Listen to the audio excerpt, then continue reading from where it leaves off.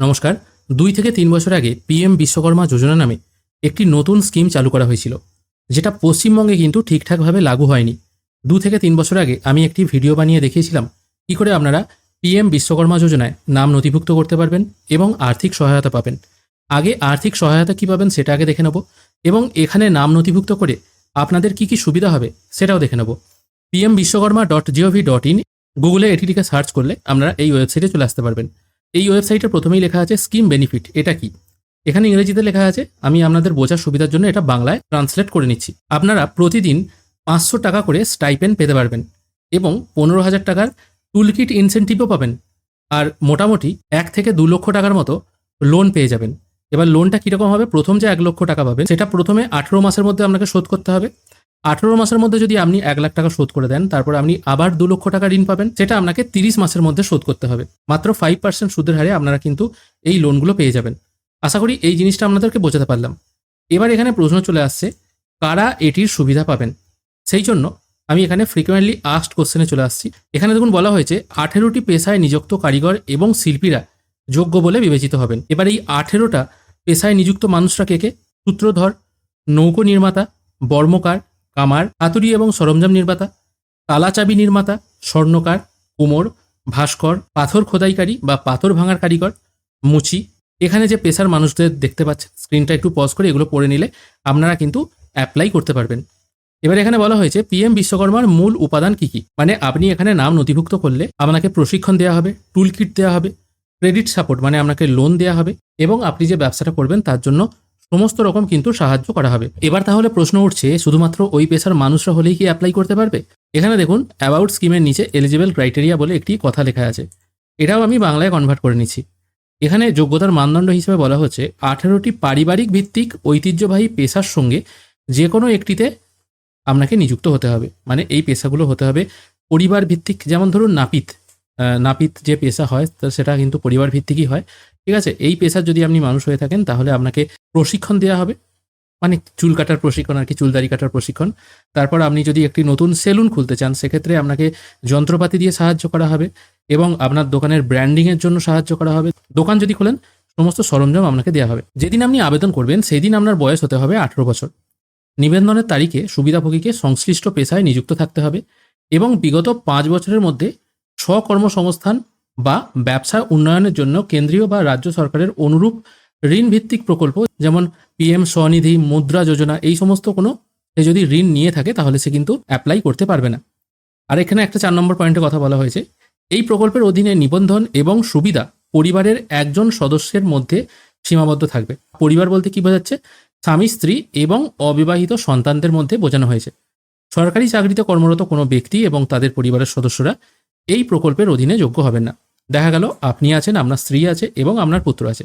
সেক্ষেত্রে আপনার পুত্র হয়তো মাইনর, 18 বছর হয়তো তার হয়নি, সেক্ষেত্রে আপনি অ্যাপ্লাই করতে পারেন। আবার উল্টোটাও হতে পারে, আপনি আছেন, আপনার স্ত্রী আছে এবং আপনার পুত্র সে হয়তো কাজকর্ম করে আর কি, কিন্তু সে অবিবাহিত, সে অ্যাপ্লাই করতে পারে।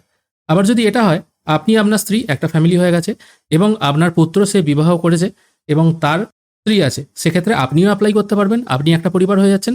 এবং যেহেতু আপনার পুত্র বিবাহ করেছে, সে একটা পরিবার হয়ে যাচ্ছে, সে আলাদা করে অ্যাপ্লাই করতে পারে। এবং আপনি যদি সরকারি চাকরি করেন, আপনার ফ্যামিলির কেউ কিন্তু অ্যাপ্লাই করতে পারবে না। হয়তো দেখা যাচ্ছে পিতা চাকরি করছে এবং ছেলেও 18 বছর হয়ে গেছে, সে হয়তো রাজমিস্ত্রি বা কামার অথবা কুমোর, সে কিন্তু অ্যাপ্লাই করতে পারবে না। এই মানদণ্ডগুলো আছে, তবেই কিন্তু আপনি অ্যাপ্লাই করতে পারবেন। তাহলে কারা কারা অ্যাপ্লাই করতে পারবেন এবং ক্রাইটেরিয়া কি আছে সেটা আমি কিন্তু আপনাদেরকে বুঝিয়ে দিলাম। এখানেও দেখুন স্কিম সম্পর্কে যোগ্য লেনদেন যেগুলো ধরা হয়েছে, কাঠের ওপর কাজ করে তারা অ্যাপ্লাই করতে পারবে, সোনার উপর কাজ করে তারাও অ্যাপ্লাই করতে পারবে, কাদামাটি দিয়ে কাজ করে কুমোর, চামড়ার কাজ করে মুচি, তাছাড়া লোহার জিনিস তৈরি করে, লোহার শুধু নয় ব্রোঞ্জ, পিতল, তামা, বাসনপত্র, মূর্তি এগুলো তৈরি করে, তারাও অ্যাপ্লাই করতে পারবে। আর অন্যদিকে কুটির শিল্প টাইপের জিনিস, যেমন ধরুন পুতুল তৈরি করে, খেলনা তৈরি করে, ঝুড়ি, মাদুর, দর্জি, যিনি মাছ ধরার জাল তৈরি করেন, এই সমস্ত কাজে নিযুক্ত মানুষরা কিন্তু অ্যাপ্লাই করতে পারবেন। এবার প্রশ্ন আসছে, কি কি ডকুমেন্টস আপনাকে জমা দিতে হবে নিবন্ধনের সময়।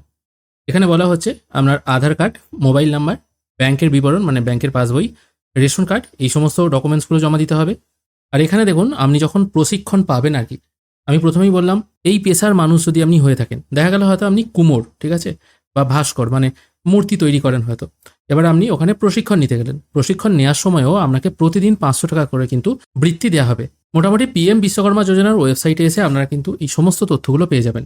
অর্থাৎ সহজ কথায় এই যে 18টা পেশার মানুষের কথা বলা হয়েছে, যারা পরিবার ভিত্তিতে এই পেশাগুলোর সাথে যুক্ত, তারা যদি মনে করে তারা একটা নতুন দোকান খুলবে বা তারা তাদের পেশাটাকে আরেকটু বা আর এক ধাপ এগিয়ে নিয়ে যেতে চায়, তাহলে তারা পিএম বিশ্বকর্মা যোজনায় নাম নথিভুক্ত করতে পারবে। আধার কার্ড, ব্যাংকের পাসবই, ফোন নাম্বার, এই বেসিক জিনিসগুলো লাগবে। নর্মালি সিএসসি সেন্টার বা গ্রাম পঞ্চায়েতে গিয়ে আপনারা কিন্তু এই রেজিস্ট্রেশনের কাজটা করতে পারবেন বা ব্লক অফিসে গিয়েও করতে পারবেন। এবার এখানে রেজিস্ট্রেশন করলে আপনি যখন আর কি ট্রেনিং নেবেন তখন প্রতিদিন আপনাকে 500 টাকা করে বৃত্তি দেওয়া হবে।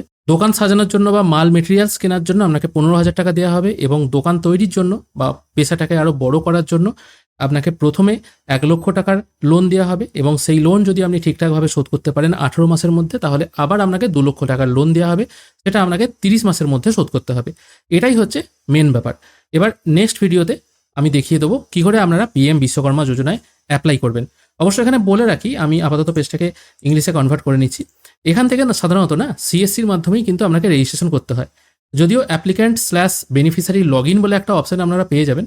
এখান থেকে শুধুমাত্র লগ ইন করতে পারবেন তারাই যারা এর আগে সিএসসি থেকে রেজিস্ট্রেশন করেছেন, তার ডাটাগুলো কিন্তু এখানে ফ্যাচ হবে। এবার হ্যাঁ, বছর 3 আগে মানে 23 সালেও অনেকে কিন্তু অ্যাপ্লাই করেছিল। তারা এখানে লগ ইন অপশান থেকে অ্যাপ্লিক্যান্ট/বেনিফিশিয়ারি লগ ইন অপশানে এসে ক্লিক করে ফোন নাম্বার পুট করে লগ ইন করতে গেলে যখন ওটিপির মাধ্যমে লগ ইন করবে, সেক্ষেত্রে ইনভ্যালিড ওটিপি কিন্তু চলে আসছে। এবার তাদেরকে আবার নতুন করে রেজিস্ট্রেশন করতে হবে কিনা সেটাও এখন বোঝা যাচ্ছে না। আর সিএসসি থেকে যদি রেজিস্ট্রেশনের কথা বলা হয় আর কি, সিএসসি থেকেও কিন্তু এই মুহূর্তে রেজিস্ট্রেশন করা যাচ্ছে না, কারণ সিএসসি থেকে রেজিস্ট্রেশন করার সময় আগে আর একটা অপশন ছিল, এই অপশনটা কিন্তু এখন এনেবেল করা নেই। যদিও আমার এখন সিএসসি আইডি এনেবেল করা আছে, এখান থেকে সিএসসি ভিউ ইশ্রম ডাটা এই অপশনে ক্লিক করলে ইশ্রম ডেটাও কিন্তু এখানে কিছু ফ্যাশ হয়ে আসছে না। তাই আবেদন যখন শুরু হবে, বা এই মুহূর্তে হয়তো সিস্টেম আপগ্রেড চলছে সেই জন্য হয়তো আবেদনটা এখন করা যাচ্ছে না, এই যখন আবেদন শুরু হবে কী করে আপনারা আবেদন করবেন সেটা দেখিয়ে দেবো। 2023 সালে কী করে আবেদন করতে হয় সেই রিলেটেড একটি ভিডিও কিন্তু আমার চ্যানেলে অলরেডি আছে। সেই ভিডিওর লিঙ্ক আমি পিন কমেন্টে দিয়ে রাখছি, সেখান থেকেও কিন্তু আপনারা আবেদনের প্রসেসটা দেখে নিতে পারবেন। সেখানেও কিন্তু বিস্তারিত আলোচনা করা ছিল, কী কী ডকুমেন্টস লাগবে, প্রসেস কী আছে, সব কিছু। আবেদন যেদিন শুরু হবে সেই দিনই কিন্তু আপনাদের জন্য আমি ভিডিও পোস্ট করে দেবো। আজকের ভিডিও এখানেই শেষ করছি। ভিডিও যদি ভালো লেগে থাকে অবশ্যই একটি লাইক করবেন। ভিডিও দেখার জন্য অসংখ্য ধন্যবাদ। ভালো থাকবেন।